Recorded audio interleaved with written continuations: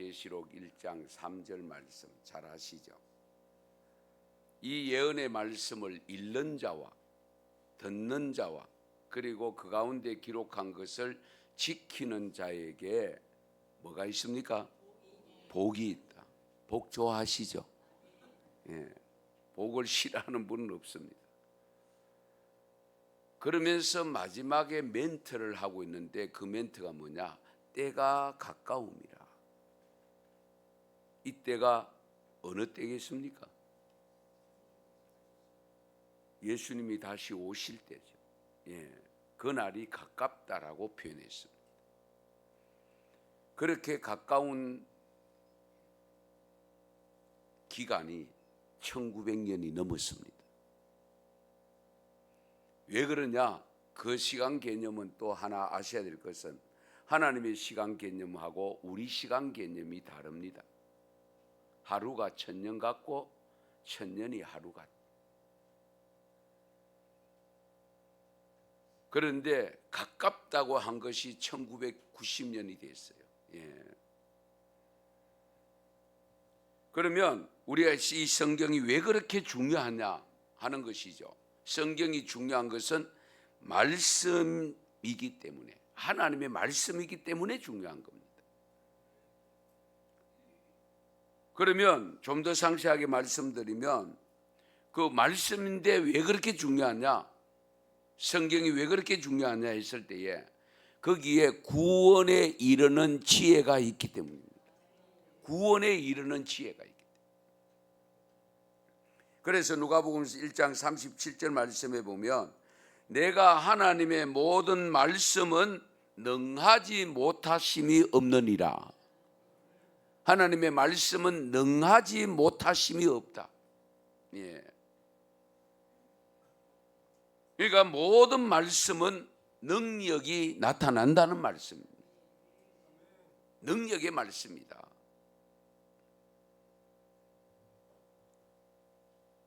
그런데 그 말씀이 육신이 되어, 한문으로 하면 도성인신이 되어 이 땅에 오신 분이 누굽니까?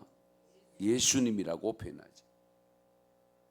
말씀이 육신을 입고 오신 분이 예수님입니다. 예.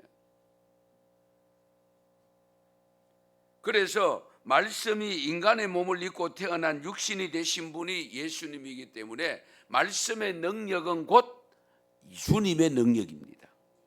예수님의 능력입니다.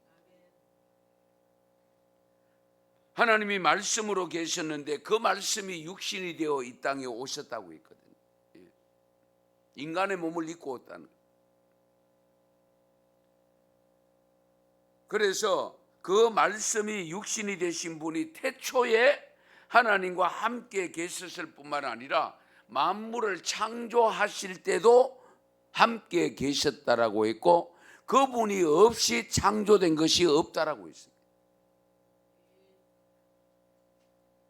그래서 우리는 삼위일체이신 하나님을 믿습니다. 성부 하나님, 성자 예수님, 성령님 세 분은 위격은 다르지만은 동일한 분이시다. 한 분이시다. 그것을 믿는 것이 삼위일체 교리입니다. 다시 정리하면 땅이 공허하고 혼돈하고 하나님의 신이 수면 위에 운행하실 때에 말씀이 계셨는데 그 말씀은 바로 성부 하나님께 함께 하셨거든요. 그 말씀이 곧 성자 예수님입니다. 그 말씀이 인간의 몸을 입고 이 땅에 오신 분이 바로 예수님이다. 그래서 말씀의 능력은 곧 예수님의 능력이고 예수님의 능력은 곧 말씀의 능력입니다. 그러면 구체적으로 말씀은 도대체 어떤 능력이 있느냐? 첫 번째는 창조의 능력이 있습니다. 창조의 능력. 창세기 1장 1절 말씀을 보면 태초에 하나님이 천지를 창조하시니라. 그런데 무엇으로 창조했느냐? 원료가 뭐냐? 재료가 뭐냐? 우린 다 아시죠? 그래서 창세기 1장 3절에 보면 빛이 있으라 하시니 빛이 있었고 그냥 빛이 있으라 하시니 말로 빛이 있으라 하시니 그냥 빛이 있었다. 그 다음에 시간 관계상 말씀을 다 드리지 않지만은 그 창세기 1장을 읽어보면 모든 창조물이 있으라 하니 있게 되었다. 이 내용을 확인시켜주는 말씀이 시편 33편 6절에 있는데요, 이런 말씀입니다. 여호와의 말씀으로 하늘이 지음이 되었으며 그 만상을 그의 입기운으로 이루었도다. 입기운이 뭘까요? 말씀이죠. 말이죠, 말. 입기운으로 이루었도다. 시편 기자가 이렇게 고백을 하고 있습니다. 그러니까 여호와 입에서 나오는 말씀으로 하늘과 하늘의 별들이 창조되었고 모든 동식물이 창조되었고 마지막 6일째에 인간을 만드시고 그 만든 원료는 흙입니다. 예. 흙이 있고 난 다음에 우리 인간을 최종적으로 만들었기 때문에 흙으로 만들어 놓으시고 하나님이 생기를 불어넣으시니 코에 생기를 불어넣으시니 생명이 된지라. 할렐루야. 그래서 생긴 것이 우리 인간입니다. 그런데 말씀으로 창조하셨음을 우리 신약 시대에 와서 확인하는 고백이 히브리서 11장 3절 말씀입니다. 믿음으로 모든 세계가 하나님의 말씀으로 지어진 줄을 우리가 아나니 보이는 것은 나타난 것으로 말미암아 된 것이 아니니라. 세계가 하나님의 말씀으로 지어졌다. 이걸 우리가 안다고 히브리서 기자는 고백하고 있습니다. 주님의 말씀의 능력, 입술에서 나오는 말의 능력, 생명을 창조하시는 능력도 있지만 창조하신 분의 권능이 있다면 죽이는 능력도 계시겠죠. 죽이는 능력도 있습니다. 마태복음 21장에 보면 예수님이 성전에 가셨다가 도둑의 소굴로 만들어 놓은 것을 성전 정화 작업을 하잖아요. 예. 그리고 난 다음에 나오셔서 예루살렘 성 밖으로 나오셔서 건너편 베다니에 가서 하룻밤을 주무시고 다시금 베다니에서 나와서 날이 밝을 때에 예루살렘 성 안으로 들어가는데 배가 조금 시장기가 있었어요. 예수님이. 그래 마침 보니까 무화과 나무가 한 그루 있어요. 그래서 열매가 있는가 하고 무화과 나무 곁에 갔더니만은 잎은 무성한데 열매는 없었다라고 기록합니다. 그러면 여기서 우리가 열매가 처리 안 돼가 없은 것이 아니고 있어야 되는데 없었다는 겁니다. 그래서 예수님께서 그 무화과 나무를 향하여 하신 말씀이 우리 마태복음 21장 19절에 보면 이제부터 영원토록 네가 열매를 맺지 못하리라. 그 한 말씀 하셨어요. 톱으로 베낸 게 아닙니다. 뽑아낸 게 아닙니다. 그냥 말씀으로 네가 열매를 맺지 못한다. 앞으로 영원토록이라고 표현했습니다. 그런데 그 결과 무화과 나무가 곧 마른지라. 할렐루야. 말씀이 떨어지자 곧 말랐다. 제자들이 옆에 있다가 그 광경을 보고 너무 이상하고 너무 신기하잖아요. 예. 말씀 한마디 했는데 그냥 뭐 낫으로 찍은 것도 아니고 시간이 얼마 경과된 것도 아니고 그런데 무화과 나무가 마르고 있은.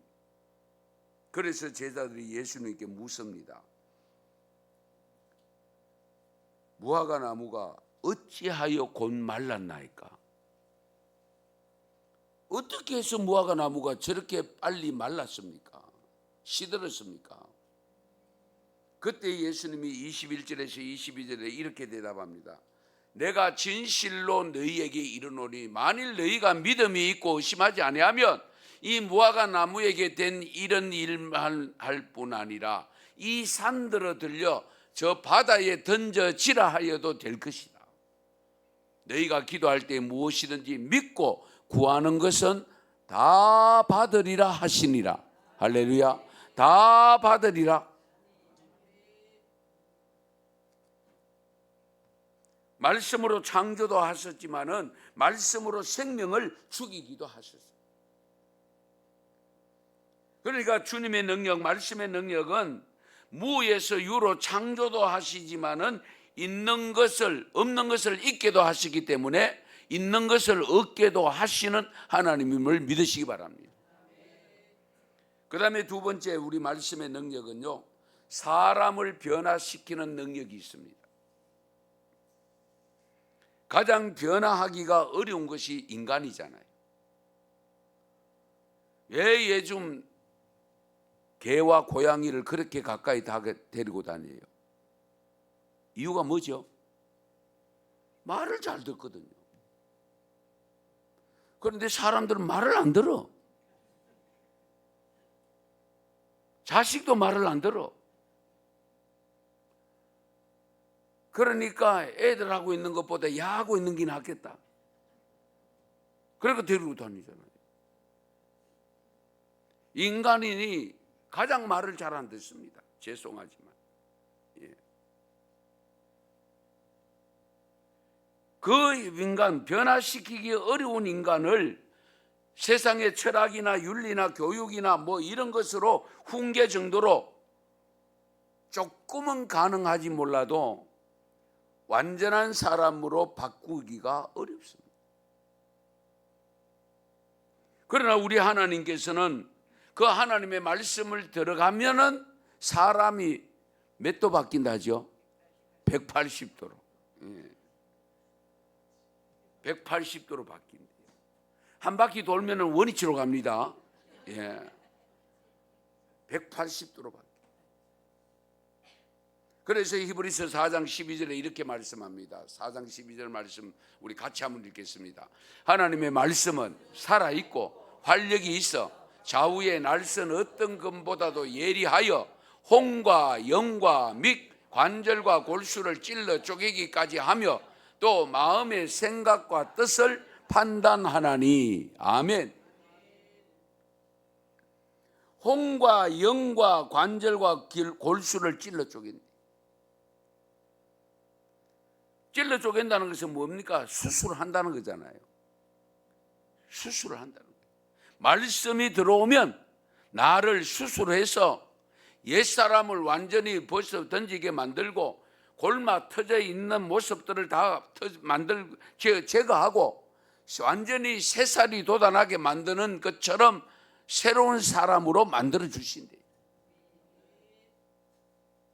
성경 속에도 그런 사람 많잖아요. 여기 나름대로 그런 사람들이라고 생각하고 우리 하나님이 성도로 부름받아서 감사하는 마음으로 오늘 또 예배 드리러 오신 거 아니에요? 그런데 아직도 변한 것이 적으면 계속 변화되어져 가야 되겠죠. 변화되기 위해서는 말씀을 가까이 하셔야 됩니다. 말씀의 능력이 내게 들어와야 되지 다른 것은 안 돼요.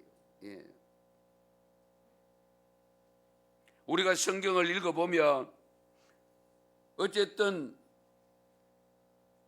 우리가 내용에 있어서 우리가 정말 삶을 살아가는데 듣도 보도 못한 말씀들이 얼마나 많습니까? 정말 우리가 고쳐야 될 것도 많고 정말 우리가 시정해야 될 건 너무 많습니다. 그런데 그 사실을 한 번 듣고 다 기억합니까? 못하잖아요. 그래서 우리는 말씀을 또 듣고 또 읽고 또 듣고 또 읽고 반복해서 계속 들어야 돼요. 그런데 성경을 읽다 보면 여러분 이런 건 못 느꼈습니까? 이런 걸 왜 성경에 기록하고 있지? 낳고 족보가 기록되어 있는 그 부분들 읽으면 이거 왜 여기 기록해 놨지? 그런 생각 안 해보셨습니까? 그런 생각이 들 때가 있어요. 그런데요, 나는 그렇지 못하도 그 족보되는 성경을 읽고 변한 사람들이 있어요. 17세기 영국의 감독이었는데 라이턴이라는 분인데 글래스고의 한 교회에 목회하고 있을 때입니다. 감독인 걸 보면 감리교 목사인 것 같아요. 예. 그래서 어느 주일날 별 생각 없이 교회에 온 사람이 있었대요. 그때의 예배당에서 읽고 있었던 것이 바로 이 족보를 읽고 있었대요. 성도들이.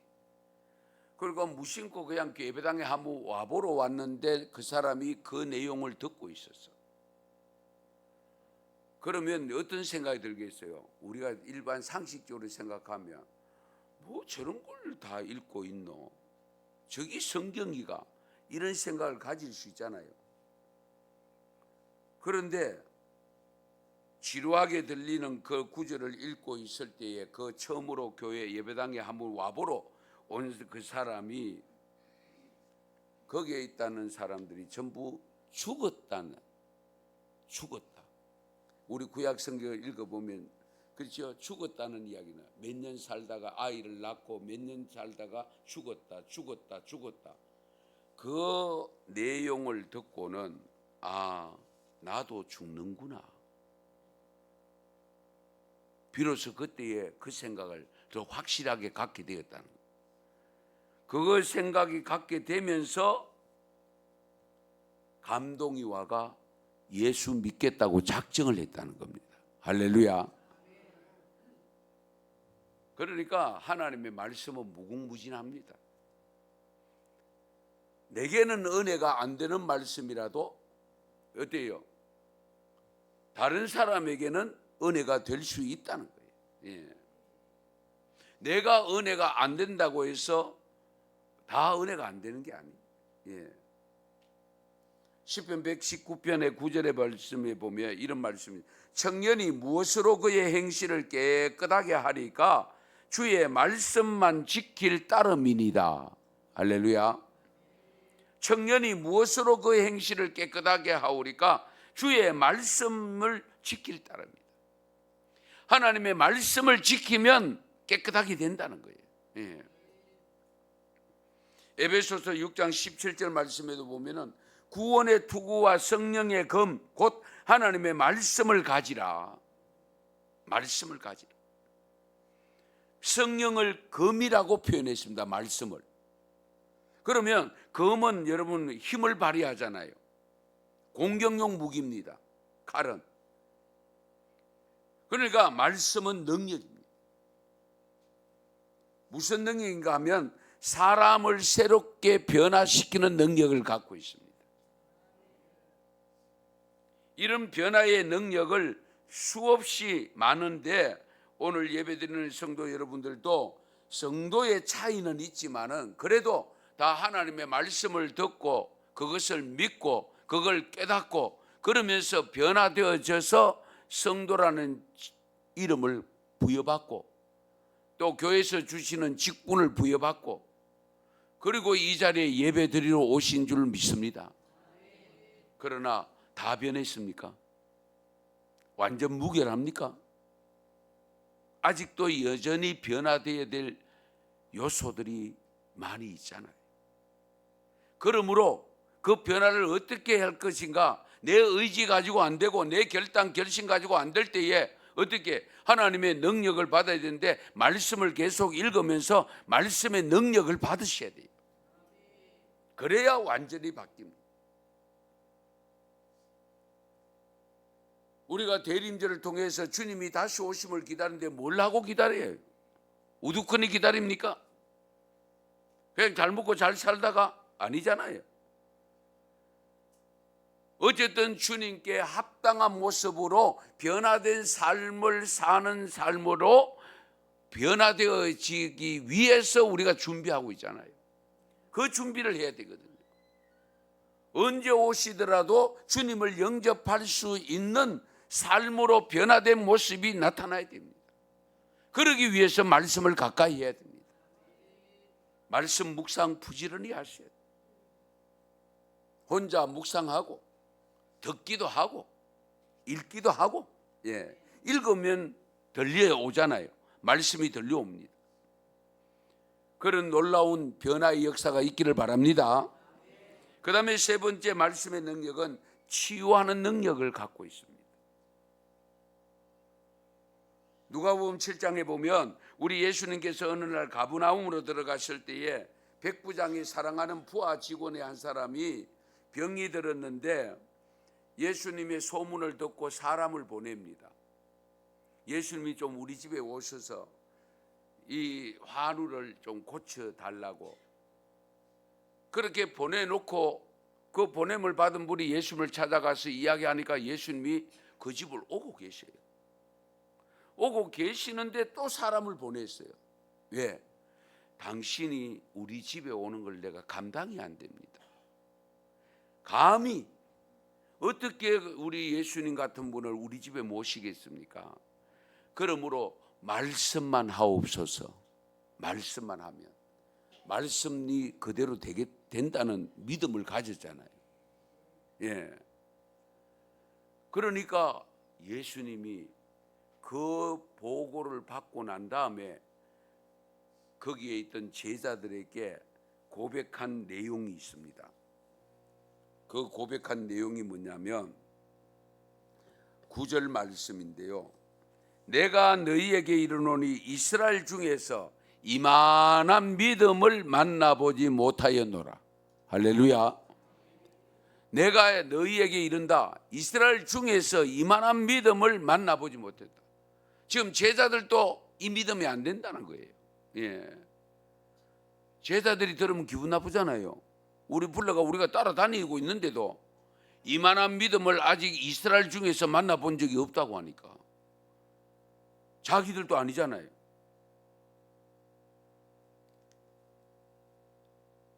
그런데 사람들이 예수님을 모시고 집에 왔어요. 집에 왔는데 그 환자가 나았어. 벌써 나아 있었어. 얼마나 놀라운 일입니까? 그러면 그게 언제 나왔느냐? 말씀만 하옵소서. 내 하인이 낫겠나이다. 나도 내 부하 직원이 있습니다. 하라 하면 하고 하지 말라면 안 합니다. 내 말 듣습니다. 그러므로 당신께서 내게 처방만 내리면 내가 그 말씀대로 그대로 순종하겠다는 거예요. 그 믿음 가지고 하셨지만은 그 시로 그 하인이 나음을 입었다는 거예요. 이와 같이 우리 주님의 말씀은 능력의 말씀입니다. 치유하는 능력이 있습니다. 예. 한 나이가 친구에게 얻어맞고 울면서 집으로 돌아왔습니다. 현명한 아이는 어머니는 아이를 안고 얘야 지는 것도 이기는 거란다. 지는 게 또 어떻게 이기는 겁니까? 지는 것도 이기는 거란다. 그런데 우는 것은 바보들이 하는 짓이야. 그러니까 이 아이가 그 엄마의 말을 금방 깨닫고 그 울던 눈물을 다 흡치더만 엄마한테 빵긋이 웃습니다. 예.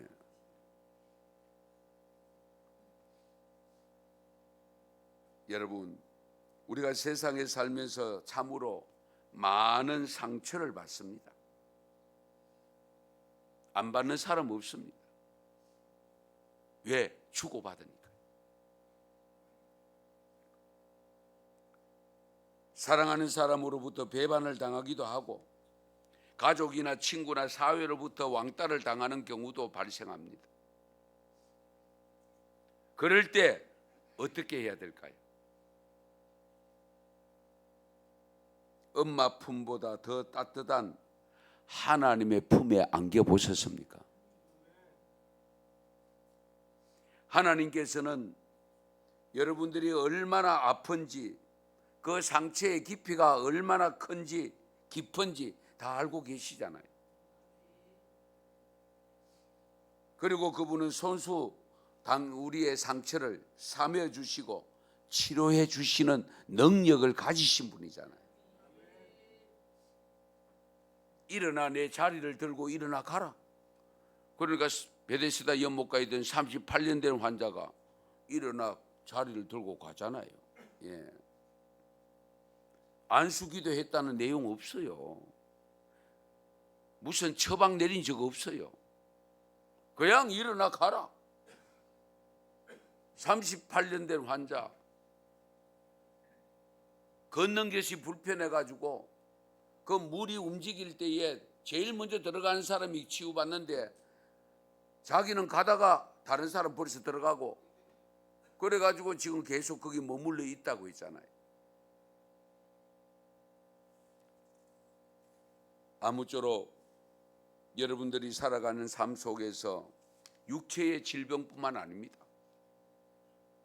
정신적 질병도 있습니다. 마음의 고통도 있습니다. 영적인 질병도 있습니다. 영적인 병. 그러므로 항상 주님과 함께하되 말씀과 가까이 하셔서 하나님의 음성을 듣고 주님이 하신 말씀을 통해서 치유받는 경험과 체험을 가질 수 있기를 축원합니다. 우리가 살아보면 사실 무거운 짐들이 많습니다만 수고하고 무거운 짐진 자는 다 내게로 오라고 했잖아요. 그 짐이 삶의 짐뿐만 아니고 가장 큰 무거운 짐은 사실 질병의 짐입니다. 요즘 현대인들의 병, 암이 발생하면 뭐 실망하고 절망하고 낙심하고 그로 인해서 더 빨리 병이 진전이 돼가지고 생명을 단축시키는 그런 일까지도 발생하고 있는 것이 현실이잖아요. 그러나 그 병도 하나님이 명하시면 깨끗해집니다. 예. 그래서 우리는 말씀을 가까이 해야 돼요. 하나님의 음성 듣기를 원해야 됩니다. 예.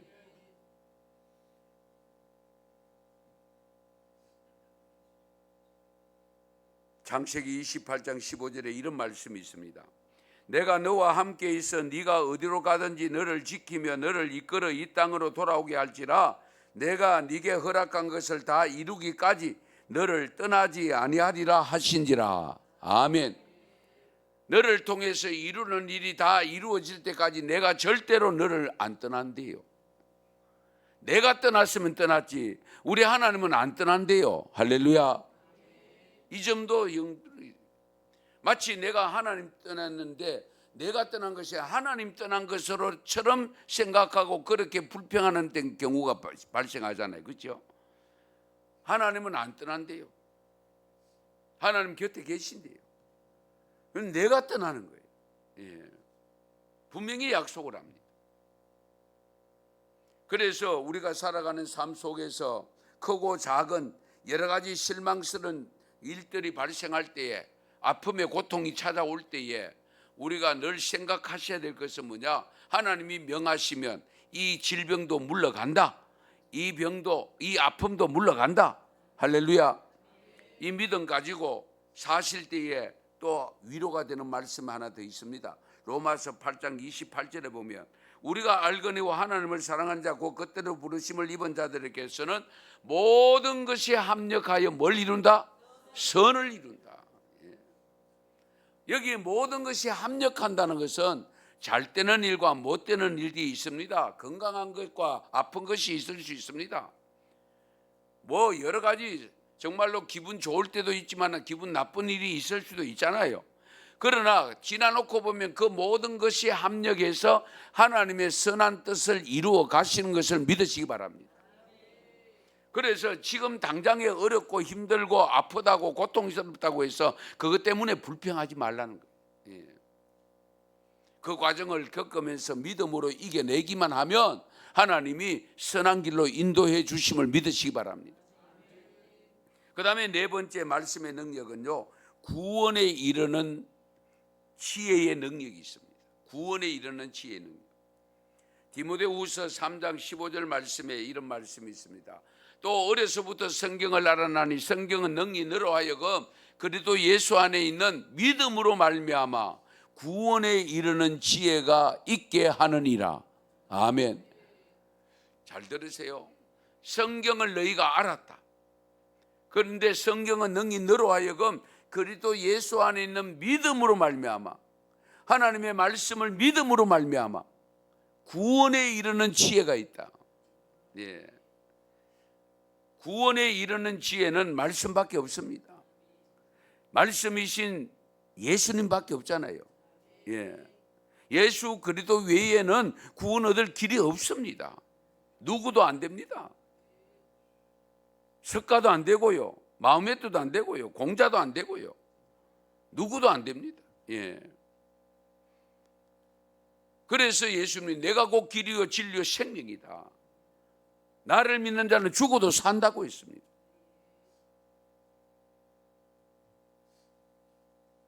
(28) 살에 도스토옙스키가 진보적 단체에 가입했다는 이유로 죄명으로 수용소에 수감이 됩니다. 그 후 8개월 후에 사형 선고를 받고 사형장에 나옵니다. 도스토옙스키 유명하잖아요.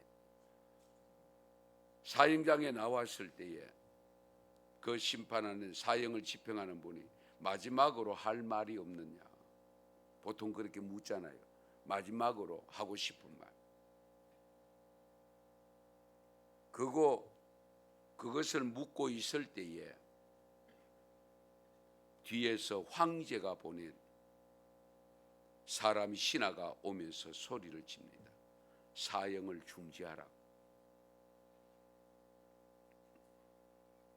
특명이 내려온 겁니다. 불과 몇 초 사이만 지났으면 사형 당할 뻔했는데 절로의 기회로 살아납니다.